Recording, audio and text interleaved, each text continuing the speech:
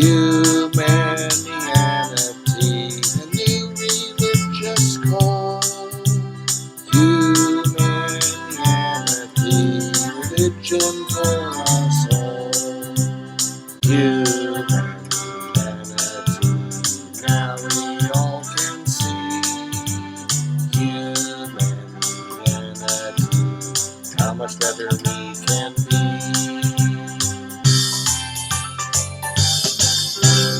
Hi, I'm Bill Van Fleet, and this is Humanianity Conversation number 71, recorded on August 14th, 2020. It is the fourth recorded conversation with Stephanie Jones, who has indicated an interest in the Humanianity Project. Because of other interfering necessary activities, our conversation started late and ended early. It turned out that Stephanie did not recall some main ideas in the concept of humanianity, so the conversation consisted primarily of my again providing an overview of the concept with some clarification of unclear components. Okay. All right. Well, let's see. Did you have a specific thing that you were wanting to bring up or to work on? I can't think of anything on my end. Why don't we just pick up where we left off, I guess? Oh, well, I don't recall that. Oh, okay. How many Skype calls do you have a week with people? That varies, but I think this is the 71st such call. Wow, that's amazing. Mm-hmm. Well, you stay very busy too. It's a good thing. Yes. Mm-hmm. I was just over visiting my friend, another transgender girl, and she showed me the trailer for a movie that's about to be made about her, and it's amazing. It looks really good. Oh, Yeah, so life has been very interesting lately. that's great. Mm-hmm. Yeah. Um, well, yeah, you contacted me after a long time and said, let's do a Skype and so forth. And I thought maybe there was a specific thing that you wanted to work on there. Um, I thought we were just going to be talking more about humanity in general. Yeah, okay. Um, well, what is probably going to help is if you can tell me right now, like in a sentence or two or three, what you regard as to be humanianity or the main concepts, so that then I know where you're at this point. In my words, it basically means minimizing all the negativity and maximizing all the positivity in every aspect of life. Basically, you're minimizing the chances of doing wrong to another person and you're maximizing the chances of helping them out. Okay. So there is, and that would sound like what anybody would want to do and so forth. So that doesn't sound like anything that one would slap a label on humanity. Absolutely not. I think it's a fantastic concept. Yeah, but that's not the concept. Okay, well, go ahead and correct me, please. Okay. What it is an effort to take a look at a change that is occurring in one species on this planet, namely the human species. A change that has been occurring for a while and may be of the nature of an exponential change. Sure, I agree with that. Well, but you would need to know what the change was that I was referring to. Okay, I'm sorry. I'm thinking in a lot of different realms we have improved, you know. Yes, well, that's right. That's right. And so, and embedded within that is this phenomenon that I'm referring to as Humanianity.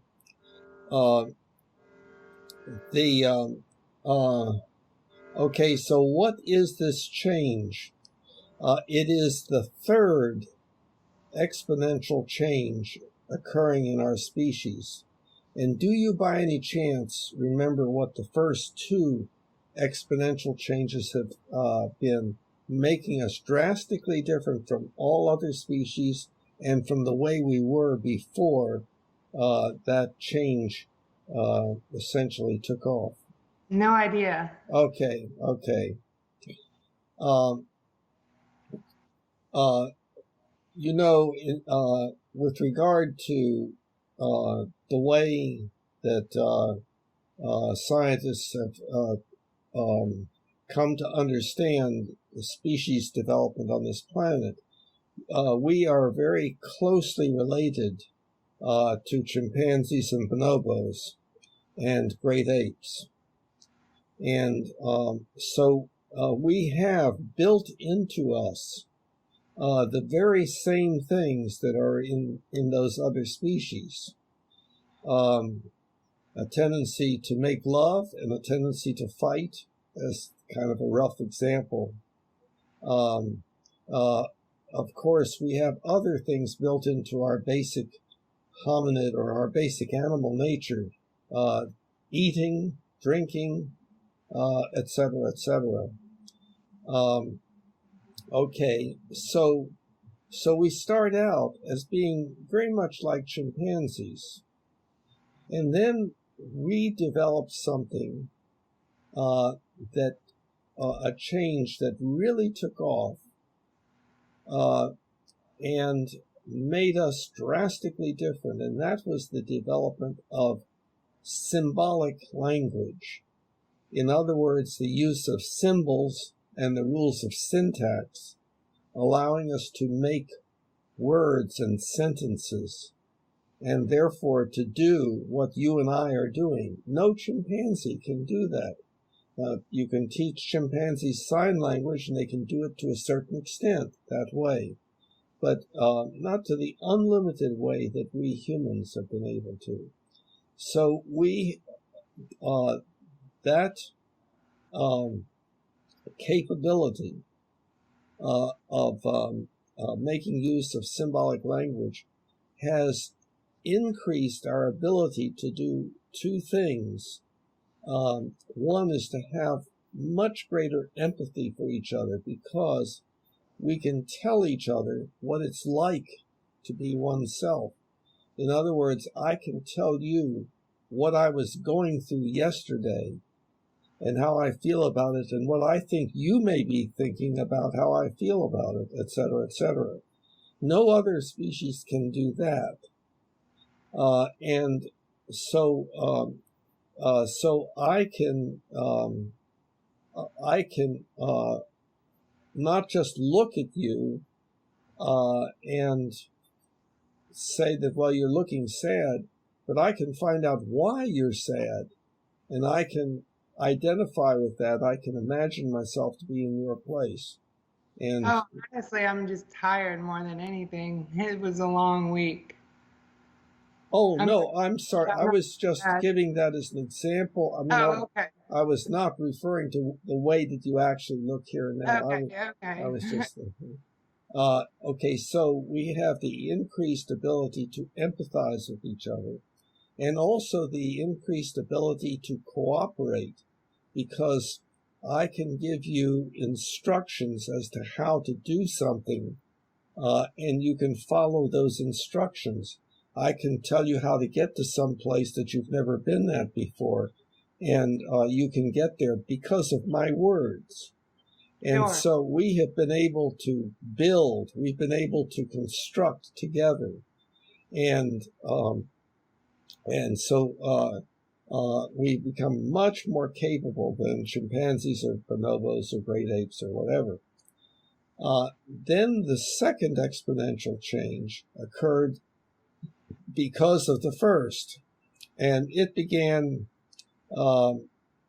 say 2,000 or 3,000 years ago, perhaps, and has been accelerating.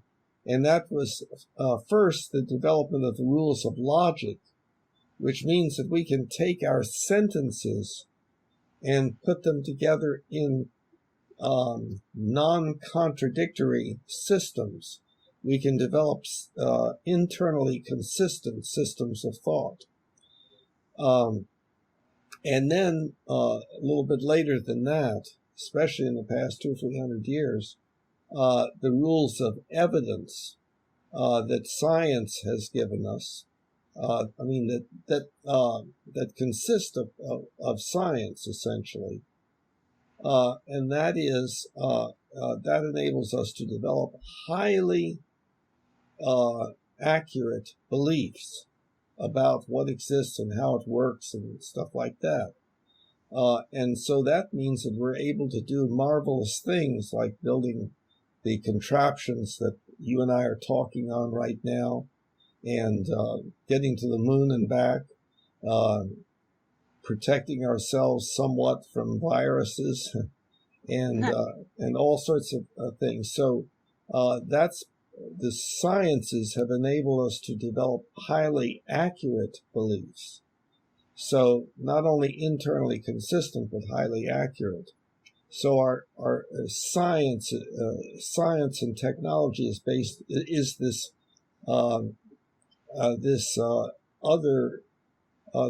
second exponential change. So therefore, that would make us talking high-tech chimpanzees, doing what chimpanzees do, but in our own human verbal and high-tech ways. So now we can play. We play with our cell phones and so forth. So we're doing the same things, and we can fight, with our technology, and so science has enabled us to do wonderful things and terrible things and all in between. And and that's why we do all these wonderful things and terrible things and all in between. And so now we get to humanianity, which is the third exponential change, and it's what you were referring to when you talked about your understanding of humanianity. But what that change is a change in our ethics. And so we have to understand our ethics is our set of ethical beliefs about what we should and should not do. And we could call it morals. I make no distinction between ethics and morals. Some people do. They use the words in different ways and so on. But essentially we're talking about what we should and should not do. And each of us is governed all the time by beliefs about what we should and should not do. And we're motivated to a greater or lesser extent by these beliefs about what we should or should not do. But how do we acquire them? There's the natural way that social animals acquire them, like chimpanzees and so forth, and it's called authoritarian ethics. And authoritarian ethics is the ethics of obedience. How do you know what you should or should not do? By whoever is or whatever is most powerful wants you to do. So, like the child learns in the first year of life, oh, I shouldn't do this, and oh, this is what I should do, and so forth, and continues to learn by the positive and negative reinforcement of the culture around that child, which initially is the mother or the parents, and then the family, and then becomes broader and broader, and the peer culture and the school culture and the wider culture, etc. And it's by the responses of other people to what you do that leads you to develop beliefs about what you should and should not do. And so that's the normal and natural authoritarian ethics. But this new ethics is not an ethics of obedience. It's rational ethics based upon rational consistency with some ultimate ethical principle. And it is produced by what we refer to as the social contract. In other words, that there's a group of people, they work out together what they should and should not do. They work it out together by all of them for everyone.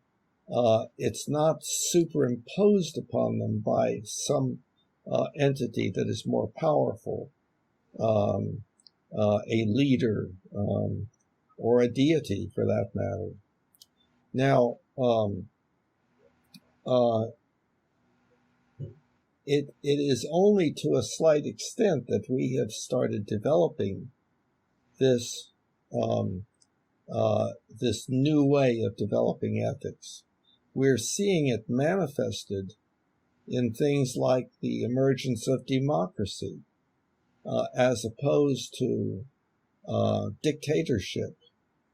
And we see it as emerging as that we're thinking of ourselves not as our individual groups that we have loyalty to and fight other groups, but instead a tendency toward globalization and identification with our species as being our tribe.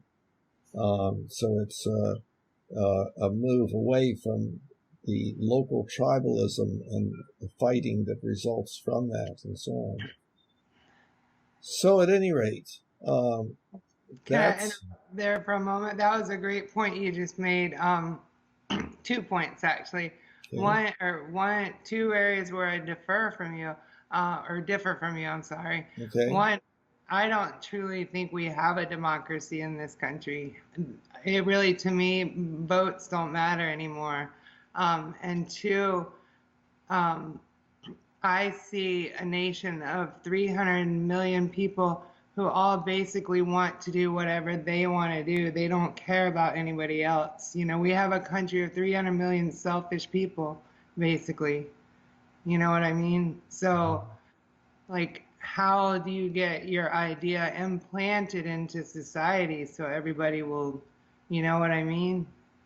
Well, we need to back up a little bit because although you are, say, you're differing with me, I'm not differing with you.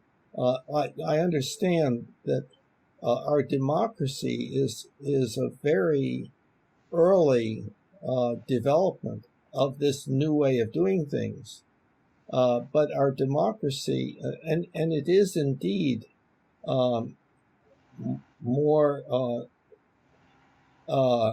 still operating more as A business. as a social hierarchy by power, and we shifted somewhat from weapons to money, and Right. so there, Exactly. so Absolutely, that's correct. I'm actually, and you mentioned, and talking about the exponential leap in the second exponential leap, like how technology, I think you mentioned technology right here, speaking of tying in the whole money and everything. This is a paper regarding like an advanced weapon, cyber weapon that Russia's been using against us. So it's anyway, go ahead. I took us off topic there. no, you stayed on topic. The problem is it's a little hard to convey what I'm talking about because when I say something, it's likely to be interpreted not from in the way that I'm meaning it, but as people would interpret it in normal thinking. So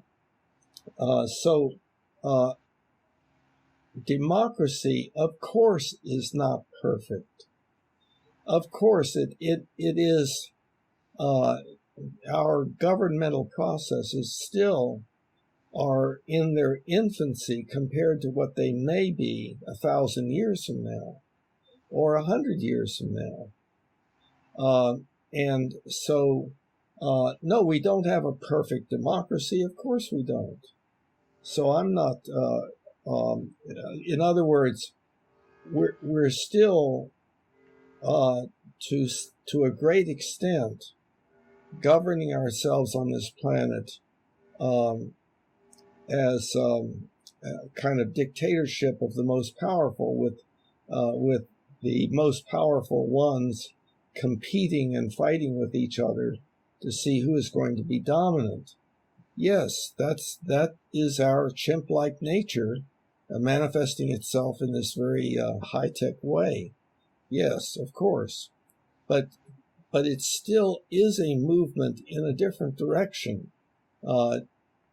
In other words, if we stop having wars to find out who is going to lead for a while, and instead sit around the conference table, so to speak, and listen to each other, like the concept is of United Nations, where we make decisions in a way that we all agree upon to make them, and we continually work on making the world a better place for everyone.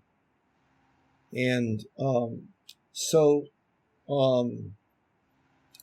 the development of United Nations, even though it works very, very poorly, of course, is still a new idea. And remember, I said we're at the very beginning of this exponential change.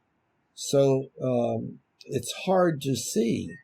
It's hard to see a change that is exponential, where at first it's barely changing and goes up and down and so forth, and then it begins to take off and goes up and up. So we're able to see the exponential growth of science and technology, and we're all the way up to almost infinity on our social language. I mean, it's hard to imagine any limitation to our ability to create new words and new sentences and new systems of thought and so forth.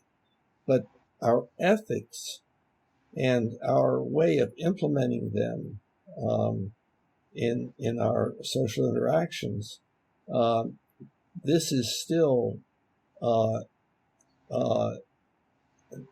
very far down to close to the way that chimpanzees do without their science and technology and language and so on. So it's a hard concept to get across. I think it's, yeah, well, back to the other point, you know, I really see our country as 300 million people that really don't care what anybody else is doing. Everybody lets everybody live and let live to the best of their ability, but basically it boils down to each individual person's individual selfishness comes first in this country, you know, and so I just see America as a bad place to start the movement, you know what I mean? It's not America, it's the planet Earth that this movement has already begun. And I would now I would differ with you with regard to your characterization of us humans. I think that we do things for other people, and many of us make significant sacrifices in order to make life better for other people. We work not just to make some money to spend, but we work also to do a good job, and we feel good about improving the life of somebody else within our sphere of influence, which may be small or large. Well, I didn't mean that in a complete way. I meant that, yeah, there are definitely self-sacrificing people in this country, absolute, or around the world, absolutely. But I guess what I was saying is, in general, when it comes down to the individual person, like take charity, for example, most people, save what they, instead of just giving away what they make. In the world you're describing, it would be the opposite of that. And then most of what I make, say I make $1,000 on a paycheck, I'll give away all but the minimum that I need, like for food and shelter. So I guess that was just one example. I mean, is that, when it comes, people are very selfish monetarily, you know what I mean? And so that's what, that greed becomes corporate greed that then infuses into the government that becomes monetary greed, So I think, perhaps a shift in this change will eventually be that we don't need money at all anymore. That we just give each other whatever, if you need my laptop, sure, somebody else will give me one, kind of that kind of world. Yeah, and there is the Venus Project, which has been going on for a long time, and it is exploring the whole idea of a resource-based economy where money is not used and so on. But we're very, very, very far from doing anything like that. Sure. But now, one thing, there's a problematic word that we humans use called selfish, and I want to just demonstrate the problematic aspect of it. Let's say that I tell you I am very, very altruistic. Mm-hmm. I want only to do things for other people. And then you say, well, why do you want to do things for other people? And I say, because I feel good doing it. And then you say, gotcha. You see, it's selfish. You're just trying to make yourself feel good by doing this. So the word selfish is to a great extent a word that is relatively useless. Of course, we want to do things that make us feel good and refrain from doing things that make us feel bad. But we learn as children what those things are, and it can vary from family to family, from culture to culture. So, yeah, we see, you and I really think drastically differently about many things, and so as we try to communicate, we will have all sorts of difficulties. But that's okay. We'll just keep plowing through them. Yeah, right. Yeah. Yeah, it's not just you and I. Most people do have lots of differences with other people, but the are we clear on the idea of ethical beliefs about what we should and should not do? Absolutely. And we have we have programmed into ourselves all sorts of things that we know we better not do, or things that we better do, that we don't even put into words. When we are with other people, our behavior is very much determined by these other people and how we believe we should relate to them, and that can vary considerably. So we are tactful, for instance. We say things in a tactful way, the way we should say them, as opposed to some other way that we might refer to as, quote, gross or something like that. or rude or whatever. So all of that has to do with our ethics. And so all the time, our behavior is being influenced by these beliefs about what we should and should not do, all the time in whatever we do. Does that sound right to you? Absolutely. It absolutely makes sense. Mm-hmm. Yeah, it's and if we're at the beginning of this change, then that's great news, because that means the world's only going to become a better and better place.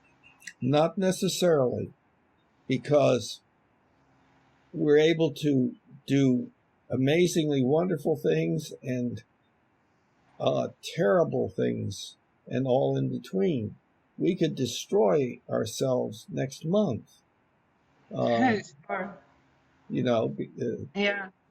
We have the capability with our nuclear arsenal around the world to just destroy ourselves, and we indeed are allowing many people to die because of insufficient adherence to the most effective ways of preventing the COVID from spreading, and so the in no way is this change guaranteed. It can only occur to the extent that we work on making it occur, and it is occurring in all the different areas of our living. We're trying to improve things. The idea of humanianity is to try to understand what the underlying thing is that we're doing, so that if we have that deeper understanding about what we're doing, then that will enable us to work and promote the change. For instance, if you really came to understand the concept well, and you thought that it was a good concept, then you would want to advocate for it. You would want to do whatever you could to help other people, quote, come on board and understand what it is that we're trying to do, and make use of that understanding in changing ourselves, so that we model for identification what we should be doing, and so on. Absolutely. I agree. I agree. I think, promoting positive good behavior is a good thing. Absolutely. Mhm. Absolutely. Well, I hate to do this to you, but I still haven't resolved the whole tag issue today for my truck, or the glasses issue, so I can get my truck fixed or get my truck transferred to North Carolina. But um, can we resume this one again another time? Yes, we can. Okay. Um, uh, And again, I won't be able to predict exactly when, but I'll let you know as soon as I see a window. Oh, yeah, because I'm taking Fridays off now. Fridays are always good for me. uh-huh. So yeah. Okay. I'm Well, gonna make, I think I'm gonna make Friday my Skype day because my mom and I have been Skyping. She's in a nursing home. So this is the only way I can see her right now during the pandemic. So I think I'll make Friday's Skype day. uh-huh. Um, well, is there anything between now and the next time that we Skype that you think you might do differently by virtue of our conversation? Might try to become a slower driver. Uh-huh. Yep. Okay. Uh-huh. Uh, Baby steps. Baby mhm. steps. anything having to do with the concept of humanianity and so I forth. thought that kind of goes into the whole idea. You know, because driving slower means I'm giving more room for everybody else around me. Yeah. Okay. Are you familiar with the belief manual? Oh yeah, absolutely. Um, we have remember I started filling out some opinions in there. I Uh-huh. just haven't gotten back to it lately, just because I've been working. Yeah. Yeah, but Well, yeah, so this conversation has not produced any increase in you in your intention to work more in the manual and the forum and discussion of the basic ethical philosophy and so forth. you're misreading me. You're Oh, misreading me, Bill. Yeah, it's not that I don't want to. It's not for lack of want. It's for lack of time right now. uh-huh. Yeah. Yeah. But I mean, I try. Like every now and then when I have a moment, I try. Plus, you got to remember, I deal with that situation here a lot too. Mm-hmm. So, Okay. yeah. Okay. Well, okay. So let me know when you'd like to do the next Okay, I will. Skype. Like I said, Fridays I think are looking better Uh-huh. for me. Yeah. Uh-huh. So I will let you know. Okay. All Okay. right. Well, I appreciate your having done today, and Yeah. uh, Sorry it was so short and sorry it was so late, but better late than never, right? that's right. That's right. No problem. Okay, Okay. I'll talk to you later, Bill. Okay. Thanks a lot. Bye bye. All right, bye. Humanianity. Now we all can see humanity. How much better we